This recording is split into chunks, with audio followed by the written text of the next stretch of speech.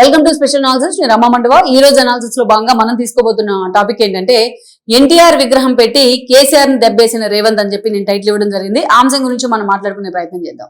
ఏదైతే Jubilee hills ఉప ఎన్నిక సందర్భంగా అటు నవీన్ యాదవ్ తో కలిసి సీఎం రేవంత్ రెడ్డి ప్రచారంలో పాల్గొన్నారు జూబ్లీ హిల్స్ ఉప ఎన్నికల్లో. ఈ క్రమంలోనే మీరు కాంగ్రెస్ ని గెలిపిస్తే ఎన్టీఆర్ విగ్రహాన్ని ఈ లొకాలిటీలో ఎక్కడో ఒక చోట మేము ఆవిష్కరిస్తామని చెప్పి ఆయన హామీ ఇవ్వడం జరిగింది. సో మొత్తానికైతే టీడీపీ ఓటర్లు అక్కడ స్థానికంగా బాగా బలంగా ఉన్న టీడీపీ ఓటర్లు కానీ టీడీపీ ఓట్ బ్యాంక్ కానీ మొత్తం రేవంత్ రెడ్డి వైపే వెళ్ళింది. ఆ రోజు టీడీపీ ఓట్ బ్యాంక్ తమ వైపే ఉంటుంది అని కేటీఆర్ చెప్పినా రేవంత్ ఒక పర్ఫెక్ట్ కౌంటర్ ఇవ్వగలిగారు. ఆ రోజున టీడీపీని తెలంగాణ నుంచి దూరం చేసినందుకు మీకు ఓట్లేయాలా, టీడీపీ గద్దెలు కూల్చేసినందుకు మీకు ఓట్లేయాలా, లేకుంటే చంద్రబాబు నాయుడు అనే పేరు వినిపించకుండా చేసినందుకు మీకు ఓట్లేయాలా, చంద్రబాబు నాయుడు అరెస్టును హేళన చేసేందుకు మీకు ఓట్లేయాలా అని చెప్పి టీడీఎల్పీని మీ పార్టీలో విలీనం చేసుకున్నందుకు ఓట్లేయాలా అని చెప్పి ఆయన క్వశ్చన్ చేయడం జరిగింది. మొత్తానికైతే టీడీపీ ఓటర్లంతా సాలిడ్ గా కాంగ్రెస్ వైపే నిలబడ్డారు, ఏదర్ కంటోన్మెంట్ కానీ జూబ్లీ హిల్స్ ఉప ఎన్నిక కానీ. సో తాను ఏదైతే రేవంత్ రెడ్డి ఆ రోజు హామీ ఇచ్చారు కాబట్టి మొత్తానికైతే ఆయన ఎన్టీఆర్ విగ్రహ ఏర్పాటుకు ముందుకు వచ్చారు.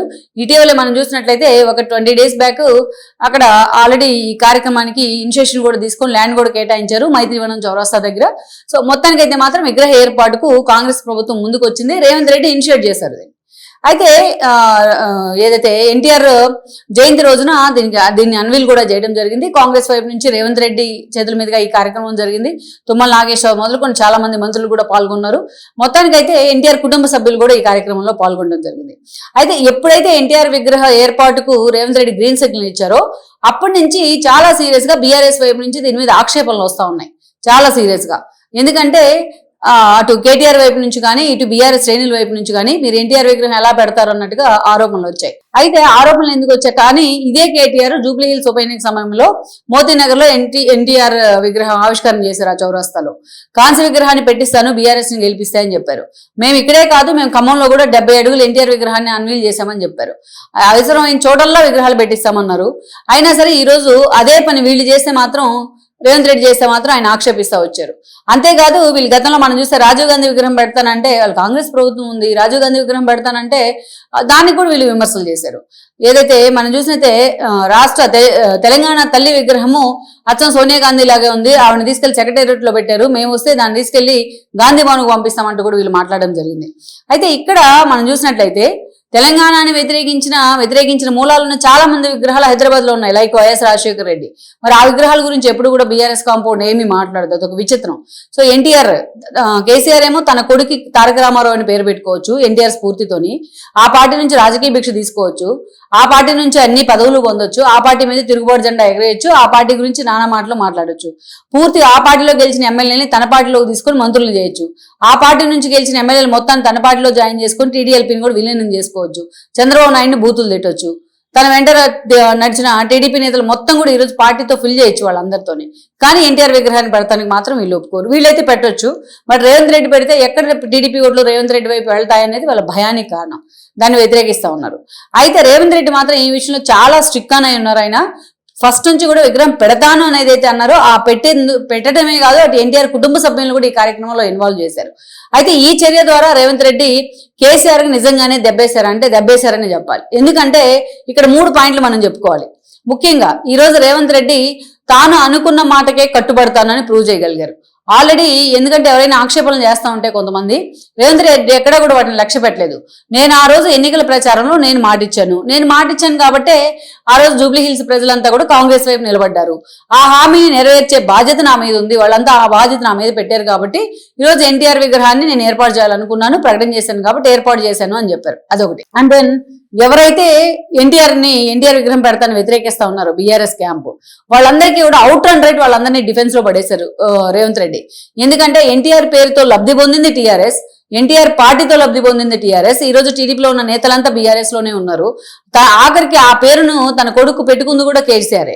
అలాంటి పార్టీ ఈ రోజు ఎన్టీఆర్ విగ్రహాన్ని ఎందుకు వ్యతిరేకిస్తుందనే అంశాన్ని రేవంత్ రెడ్డి ఎక్స్పోజ్ చేయగలిగారు, చాలా సీరియస్ గా ఎక్స్పోజ్ చేయగలిగారు. ఎన్టీఆర్ విగ్రహాన్ని ఎందుకు వద్దంటున్నారు అనే అంశాన్ని.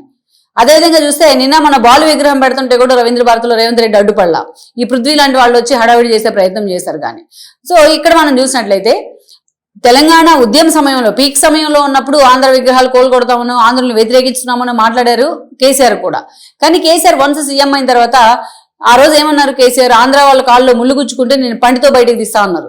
అంటే చూడండి, ఎక్కడా కూడా ఒక ఏదైతే ఈ రెండు ప్రాంతాల మధ్య విద్వేషాలను రెచ్చగొట్టే ఇష్యూస్ మాత్రం ఆయన తెర మీద తీసుకురాల చాలా రోజుల పాటు, తనకు అవసరమైనప్పుడు రాజకీయంగా తప్ప. సో అలాంటిది కేసీఆర్ అయితే అలా మాట్లాడొచ్చు. బట్ ఈ రోజు ఎన్టీఆర్ విగ్రహం పెడతానంటే బీఆర్ఎస్ క్యాంప్ వ్యతిరేకిస్తుంది. అందుకే దీనంతా కూడా పిన్ టు పిన్ చెప్పే ప్రయత్నం చేశారు రేవంత్ రెడ్డి జనాలకు ఆ విగ్రహావిష్కరణ సందర్భంగా. దాంట్లో కూడా కుటుంబ సభ్యుల్ని ఇన్వాల్వ్ చేయడం ద్వారా అందరినీ కూడా తాను ఆకట్టుకోగలిగారు. అది ఇంకొక పాయింట్. అత్యంత కీలకమైన పాయింట్ ఏంటంటే ఇక్కడ ముఖ్యంగా తెలంగాణ వేదిక మీదే టీడీపీ పుట్టింది. తెలంగాణ వేదిక మీదే ఆ పార్టీ పురుడు పోసుకుంది ఎన్టీఆర్ చేతుల్లోంచి. ఎన్టీఆర్ సీఎం అని చేసిన దాంట్లో కూడా ఎక్కువ షేర్ తెలంగాణకే ఉంది.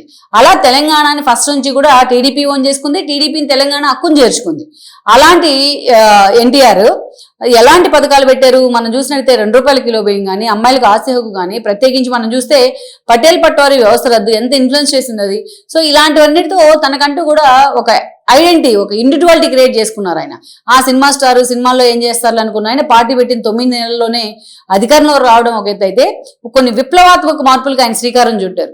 ఎవరైనా మీరు యూనివర్సిటీలో బాగా మాట్లాడే స్టూడెంట్స్, విద్యార్థి నాయకులు ఉంటే బ్యాక్గ్రౌండ్ డబ్బు ఉందా లేదా అనేది ఆయన చూడలేదు. బ్యాక్గ్రౌండ్ ఇతనికి వాయిస్ ఉందా, సమస్యల మీద మాట్లాడగలదా లేదా అని మాత్రమే చూస్తూ వచ్చారు. లైక్ ఒక మోతుకుపల్లి దగ్గర నుంచి ఒక నాగం జనార్దన్ రెడ్డి దాకా ఎంతో మంది బీసీ నేతలు ఎలా వచ్చారు ఈరోజు టీడీపీకి, ఈ జనరేషన్ వరకు కంటిన్యూ అవుతూనే ఉన్నారు వాళ్ళు. అలాంటి వాళ్ళని పిక్ చేసింది కూడా ఎన్టీఆర్ఏ స్టార్టింగ్ లో. అందుకే వాళ్ళు అంత రాక్ సాలిడ్ గా ఎన్ని కష్టాలు వచ్చినా టీడీపీ కోసం అలాగే నిలబడ్డారు. అలాంటి వాళ్ళందరూ కూడా టీడీపీ వెంట నడుస్తూ వచ్చారు కాబట్టి వాళ్ళు వెళ్ళిపోయినా కూడా అలాంటి క్యాడరే ఉంది కాబట్టి పార్టీకి ఇప్పటికీ అంటుపెట్టుకుని ఉంది. సో ఏదైతే రేవంత్ రెడ్డి ఎన్టీఆర్ విగ్రహాన్ని పెడతం ద్వారా, ఈరోజు ఎన్టీఆర్ విగ్రహాన్ని ఎంతమంది వ్యతిరేకించినా మైత్రివనం చౌరాస్తాలో ఎన్టీఆర్ విగ్రహాన్ని అన్వీల్ చేయడం ద్వారా మొత్తానికి టీడీపీ క్యాడర్కి ఒక మెసేజ్ ఇచ్చే ప్రయత్నం చేశారు.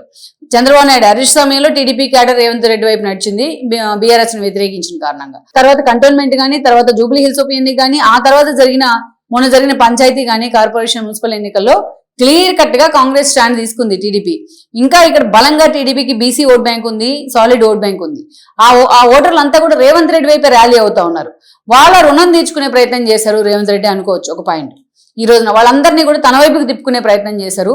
అండ్ ఇంకోటి ఏంటంటే, మీకు అవసరం అయితే నేను భరోసాగా ఉన్నా, మీకు అవసరమైన చోట నా దగ్గరికి మీరు రావచ్చు, మీకోసం నేను అండగా నిలబడి ఉన్నా అని చెప్పి ఆ తెలంగాణ టీడీపీలో మిగిలిన క్యాడర్నో నేతలను తన వైపుకి తిప్పుకునే ప్రయత్నం, పూర్తిగా మార్కులు కొట్టేసే ప్రయత్నం చేశారు. సో ఇన్ని కారణాలతో వీటన్నిటిని ఎస్టాబ్లిష్ చేయడం ద్వారా టీడీపీకి ఎంత అన్యాయం చేశాడు కేసీఆర్ అనేది కూడా ఆయన ఎస్టాబ్లిష్ చేయగలిగారు. మొత్తానికైతే ఇప్పుడు దాకా మనం చెప్పుకున్న ఈ లాజిక్ అంతా కూడా మొత్తం బీఆర్ఎస్ కి రివర్స్ అవుతున్న పరిస్థితి అయితే ఉంది. దట్టు ఎన్టీఆర్ విగ్రహాన్ని వ్యతిరేకించడం ద్వారా ఏర్పాటును ఇంకా వ్యతిరేకతను అయితే మూటగట్టుకుంది అనుకోవాలి. మొత్తానికి విగ్రహ ఏర్పాటులో చాలా స్ట్రాంగ్ కన్విక్షన్ తో వ్యవహరించి రేవంత్ రెడ్డి ఈరోజు బీఆర్ఎస్ కి చెక్ పెట్టగలిగారు అన్నది వాస్తవం.